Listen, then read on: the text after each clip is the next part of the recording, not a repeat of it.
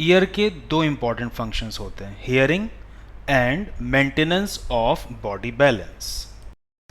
Anatomically year को तीन parts में डिवाइड किया जा सकता है। Number 1 outer ear, number 2 middle ear and number 3 inner ear. Outer और मिडिल ईयर हियरिंग में इंपॉर्टेंट रोल प्ले करते हैं और इनर ईयर हियरिंग के अलावा बैलेंसिंग ऑफ द बॉडी में भी इंपॉर्टेंट रोल प्ले करता है। आउटर ईयर में आता है ईयर पिना और इसके अलावा एक ट्यूब है जिसे बोला जाता है एक्सटर्नल ऑडिटरी मीएटस या फिर कैनाल। वेरी फाइन हेयर्स और वैक्स सिक्रेटिंग सेरुमिनस ग्लैंड्स मौजूद होते हैं ऑन द स्किन ऑफ पिना एंड एक्सटर्नल ऑडिटरी मीएटस। पिना का काम होता है साउंड वेव्स को कलेक्ट करना और फिर उसको मीएटस की तरफ भेज देना। मीएटस से साउंड वेव्स फिर मिडिल ईयर की तरफ चली जाती हैं। मिडिल ईयर एक एयर फिल्ड कैविटी है जिसे टिम्पैनिक कैविटी भी कहा जा सकता है, जो कि आउटर ईयर को इनर ईयर से सेपरेट करती है। टिम्पैनिक कैविटी में बाहर की तरफ टिम्पैनिक मेम्ब्रेन होती है जिसे ईयर ड्रम भी कहा जाता है और अंदर की तरफ ऑडिटरी कैप्सूल होता है। टिम्पैनिक मेम्ब्रेन कनेक्टिव टिश्यू से बनी होती है जिसमें बाहर की तरफ स्किन प्रेजेंट होती है और अंदर की तरफ म्यूकस मेम्ब्रेन होती है। ऑडिटरी कैप्सूल में दो मेम्ब्रेन बाउंड अपर्चर्स होते हैं जिसमें कि एक का नाम है ओवल विंडो और दूसरा राउंड विंडो। मिडिल ईयर में 3 एरोसाइकिल्स होती हैं जिसमें पहली एरोसाइकिल का नाम है malleus, second one is incus and the third one is stapes, जो कि टिम्पैनिक कैविटी के अंदर मौजूद है। ये एरोसाइकिल्स आपस में एक दूसरे से चेन लाइक फैशन में अटैच्ड होती हैं। ये एरोसाइकिल्स साउंड की एफिशिएंसी को 20 गुना बढ़ा देती हैं टुवर्ड्स द इनर ईयर।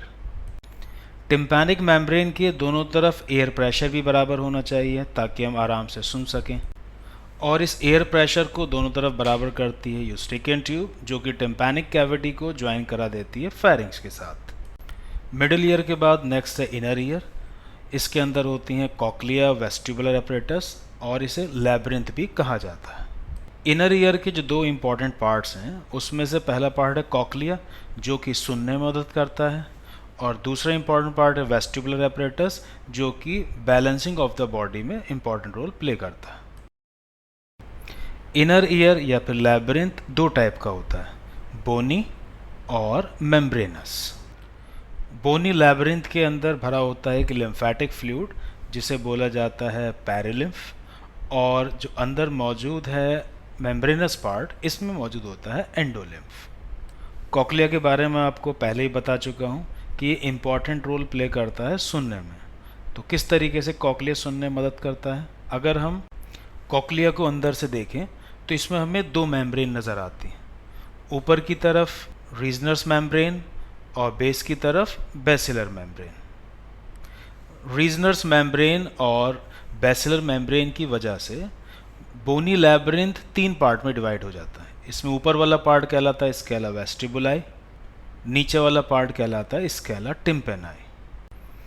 इन दोनों के अंदर भरा होता है पेरिलिम्फ।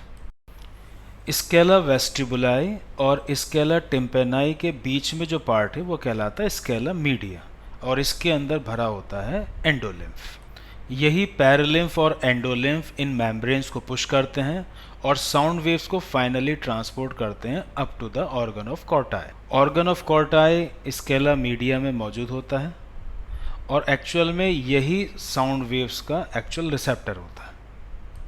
ऑर्गन ऑफ कॉर्टाई में हेयर सेल्स होते हैं जो कि ऑडिटरी रिसेप्टर्स की तरह एक्ट करते हैं।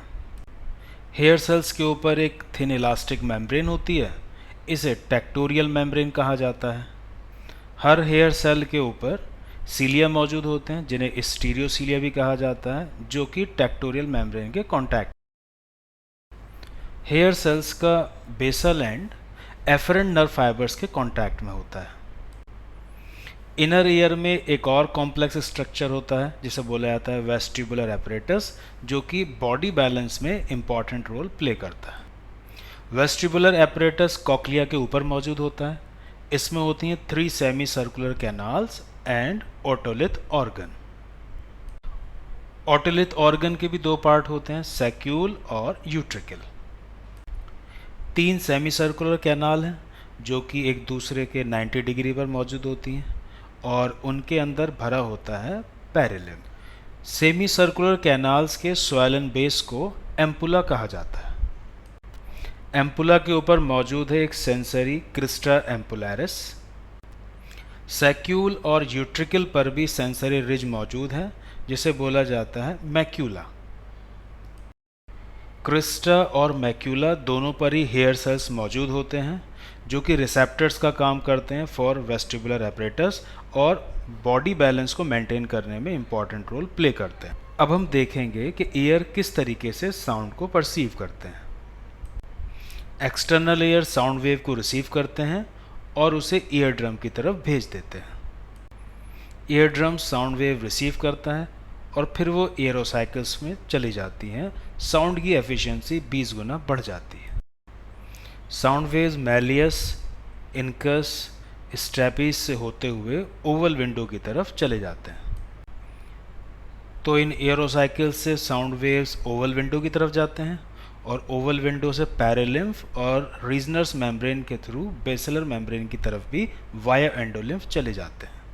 तो रीजनर्स मेम्ब्रेन से वाइब्रेशन एंडोलिम्फ में और एंडोलिम्फ से बेसिलर मेम्ब्रेन की तरफ चले जाते हैं। बेसिलर मेम्ब्रेन वाइब्रेट कर बेसिलर मेम्ब्रेन के वाइब्रेट करने की वजह से हेयर सेल्स बैंड होने लगते हैं और फिर ये हेयर सेल्स टेक्टोरियल मेम्ब्रेन को प्रेस करने लगते हैं और फाइनली हेयर्स या स्टीरोसीलिया टेक्टोरियल मेम्ब्रेन पर बैक एंड फोर्थ वाइब्रेट करने लगते हैं और हेयर सेल्स इसकी वजह से स्टिमुलेट हो जाते हैं। फिर उनसे नर्व इम्पल्सेस जनरेट होते हैं जो कि afferent neurons of auditory nerve के ज़रिए ऑडिटरी कॉर्टेक्स ऑफ ब्रेन की तरफ ट्रांसमिट होने लगते हैं। ब्रेन इन इम्पल्सेस को फिर एनालाइज करता है एंड दस द साउंड इज रिकॉग्नाइज्ड। तो फाइनली हम कह सकते हैं कि एयर इम्पॉर्टेंट रोल प्ले करता है हियरिंग में और बैलेंसिंग ऑफ द बॉडी।